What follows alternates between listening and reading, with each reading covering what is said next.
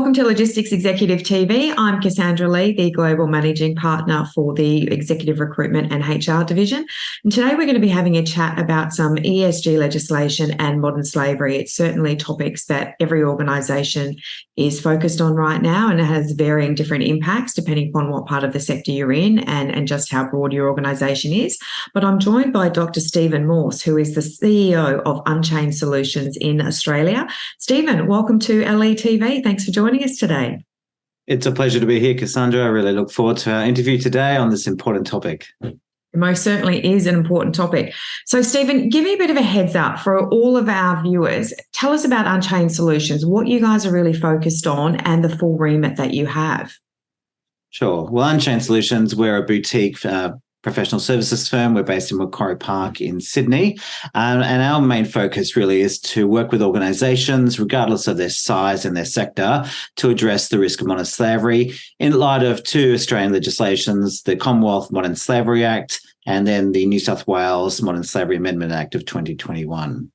So all our services then, we have a turnkey solution that we've got services in strategy, analysis, training, documents and research. And we design and customize all those service elements to work with our clients depending on their needs, their maturity with the legislation, how advanced they are, what level of alignment perhaps they might need if they're a small entity and they don't have to report, but they need to actually demonstrate some level of compliance with their corporate clients. Excellent.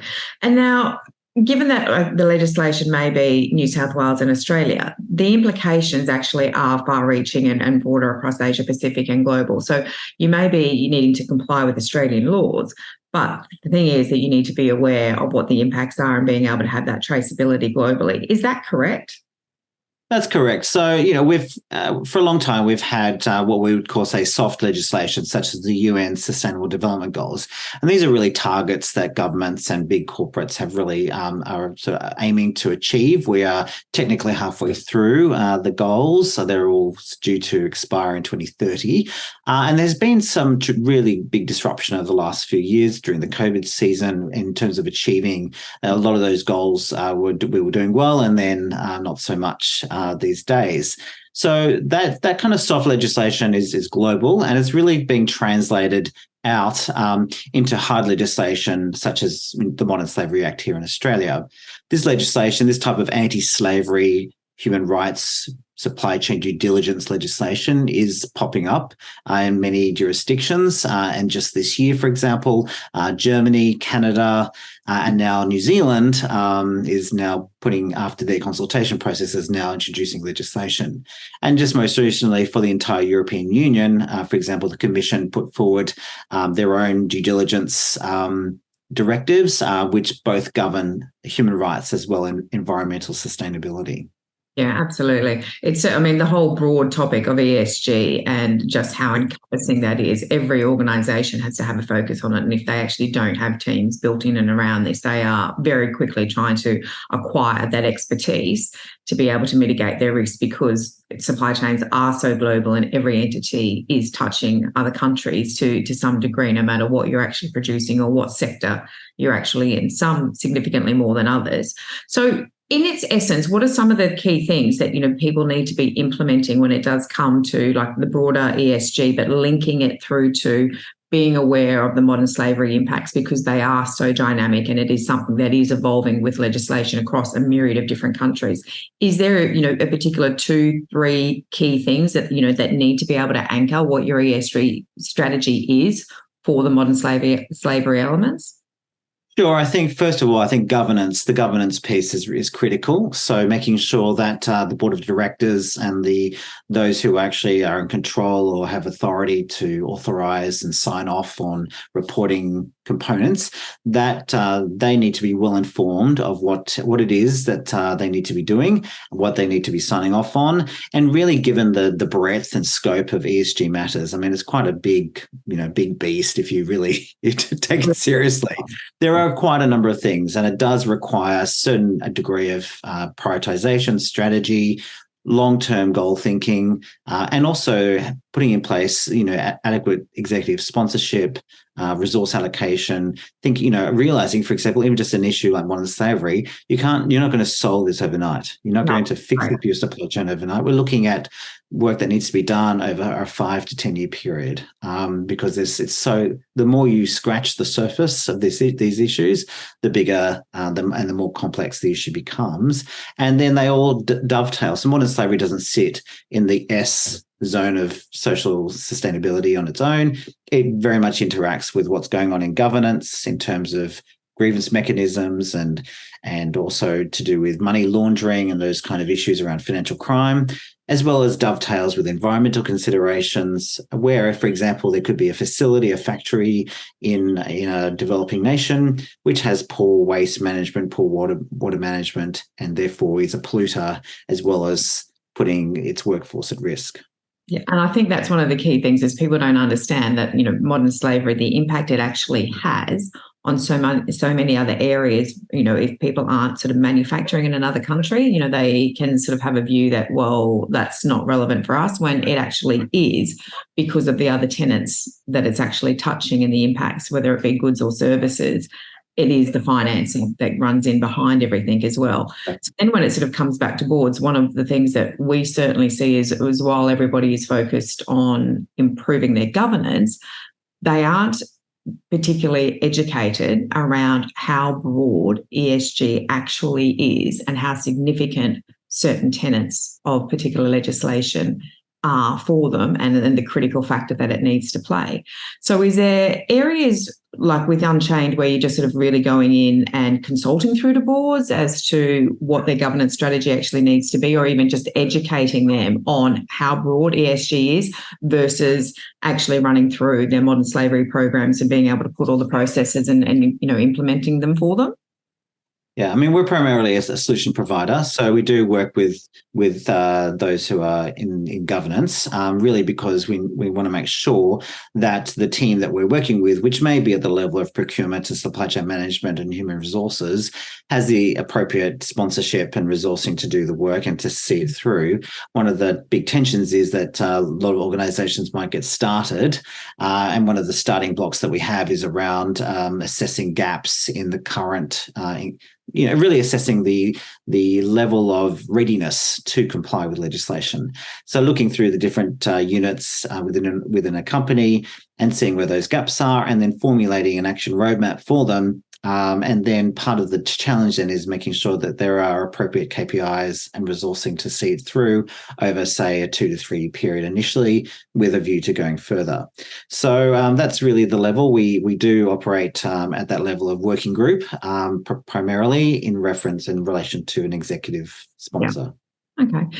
And so in Australia, we've got the $100 million threshold in terms of the parent company and reporting, and it's purely from a reporting perspective. I know there is a contentious debate about what entity this $100 million, level is, whether it's branch or parent company or what have you.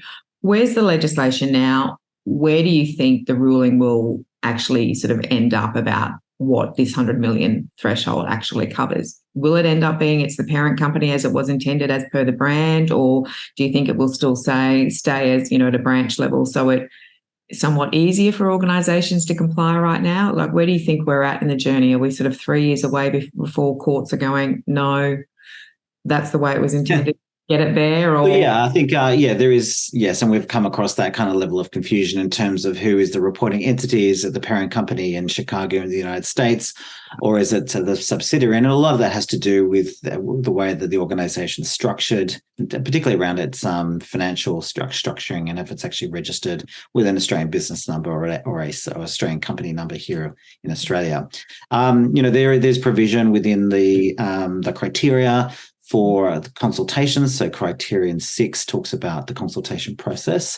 And there is, again, confusion around what does that actually look like? What does that mean? But there is an expectation that if you are reporting as a subsidiary of a larger entity, that you have actually done appropriate level of consultation with your parent company or with other subsidiaries in there. And part of the whole process is then And that's the government piece, is working out, are we reporting as a group, or are we reporting as a smaller entity? And I think that has to do with where revenue is generated. If the 100 million is within Australia, very clearly, then you need to report from that perspective. In terms of the direction of things, well, one of the recommendations from coming out of the statutory review is to lower the threshold to 50 million. And so that might take a couple of years to be changed, but that will change the game somewhat in terms of capturing a greater constituency of companies. Nevertheless, though, even if there wasn't a lowering of the threshold and there was a strengthening of the sort of the requirements around due diligence, if there was a greater prescription, if you like, for what companies should be doing, and I kind of wish there was, because the approach of taking reasonable steps, whilst does translate out well, I think, in a human rights context, doesn't necessarily translate out well in a business context where companies have are sort of more tempted to sort of think, oh, well, we'll do what is reasonable to us, not necessarily what is reasonable in a human rights context. So, and we are certainly seeing that. So I think regardless of a change in threshold, if companies are taking this seriously, if they're actually applying appropriate pressure through a collaborative process with their suppliers, then smaller entities should be taking steps themselves to actually comply with the legislation to some extent. And in some sectors, we have seen a movement in that, in terms of what an SME might have been asked 3 years ago to what they're being asked to do today. So there is a shift in the market, but I think the recommendations, if they're implemented, will really accelerate that, and in terms of what smaller companies need to be doing. I think that's quite consistent with the entire ESG process. Like, organizations are becoming aware of, okay, well, we need to have a strategy. What does it mean for us? What is appropriate at our level and where we're wanting to go to? And then obviously sort of, working along that journey. Unfortunately, a lot of them just don't realise how significant it is and don't see the commercial value that this is risk mitigation, and risk mitigation equals stronger yields. So, it's a lot of organisations sort of see it as something they have to comply with and a task, as opposed to, well, do it properly and there is actually a stronger financial yield when it's done correctly. So there's that sort of change in thinking that I think needs to be done at a board level and executive leadership team level to then actually resonate and understand these are not barriers, these are benefits. Get on with it and, put the things in place so that you're continuing to grow into it and you're not going to be caught out, not just from a finance perspective, but being able to actually resonate and get that yield that commercially comes from it. Is there any particular trends across certain sectors that you're sort of seeing? Like, is there, the apparel industry, given the breadth of global sourcing that they're doing and the quantity of factories and then the origins of a lot of apparel, whether it be from from the actual fabrics or the farms where, the cotton and the components that, are coming from. Is there certain industries that are just light years ahead? And is there any particular initiatives that they have come up with in their journey, particularly from a modern slavery perspective, that you think would be beneficial to other sectors or industries to take note of? Sure. I mean, the spotlight has been on the fashion industry for some time now, particularly following the collapse of the Rana Plaza in Dhaka, Bangladesh back in 2013. And the 10th year anniversary was, back in April this year, which really sort of raised, whilst sort of commemorating that event, really helped to sort of think, okay, well, what have we actually achieved much in the last 10 years? Yeah. So what have we actually achieved in the last 10 years? And I think it was a really good question. Other high consumables such as coffee, tea, and those, those kind of consumer products, there continues to be a lot of progress, particularly in chocolate, and a chocolate scorecard, for example, is put out annually as a collaboration effort from a number of entities. I think probably what's been realised, and I think coming out of the COVID period, there was a bigger spotlight put on the manufacturing of PPE. Surgical equipment, rubber gloves. So I think health definitely has had a greater spotlight, because a lot of the regulations that were put on, the supply of, say, rubber gloves were relaxed in order to get the product out. And so that was quite problematic. So on the one hand, we had this tension of like, how do we actually deal with our health needs in relation to the needs of protecting the rights of people making those products. So that still continues to be definitely an issue. There is a lot more going on in terms of shipping, international shipping. We did some research a year or so ago into shipping, and it really is kind of a bit of a law to itself in some regards. Surprising the lack of governance and policy, or at least being transparent about that, and adherence to any due diligence legislation from shipping companies. So I think definitely there's been a spotlight on that, because there has been some concerns around different environmental as well as human rights violations and different reports coming out. I think in the Australian context, we're still seeing a lot of work that needs to be done, and there has been a lot of work being focused on cleaning, and with the Cleaning Accountability Framework, working with companies to help them to assess risks in subcontracting arrangements around the cleaning of office blocks, office towers, particularly commercial property, real estate. And I think also to a lot of, and again, I think coming out of COVID, there's been a greater emphasis on services. It's easier to think about risk in terms of manufacturing of products, but what about those sort of outsourcing services to other countries? So there's been a bigger emphasis on how do we think about services in, say, hospitality, in call centers, in system support kind of services as well, those kind of back-end sort of hidden industries. Yeah. I think that's one of the sort of key areas that we certainly are hearing about, is just how broad the process actually, or the all-encompassing industry sectors. People were thinking it was just mainly goods, but it's actually all your service industries as well, and what is here and what is overseas, and where those sort of tentacles actually do reach.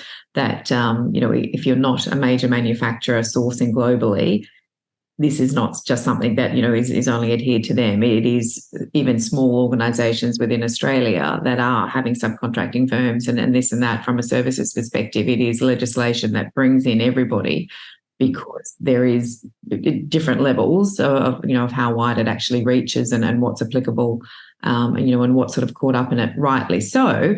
But it is something that every organisation, no matter who you are and what you do, needs to be aware of and needs to have a strategy. Like, if ESG in its essence is not part of what you're all talking about, irrespective of your size, you need to be, because there is elements that will directly impact you. And it's not just the fines, it's then, it's also the value proposition of what you're doing and how you're actually generating your income that everybody needs to consider. If there's one key takeaway, what would it be, Stephen? What's the one thing that you think everybody needs to be focusing on their modern slavery / ESG broader journey?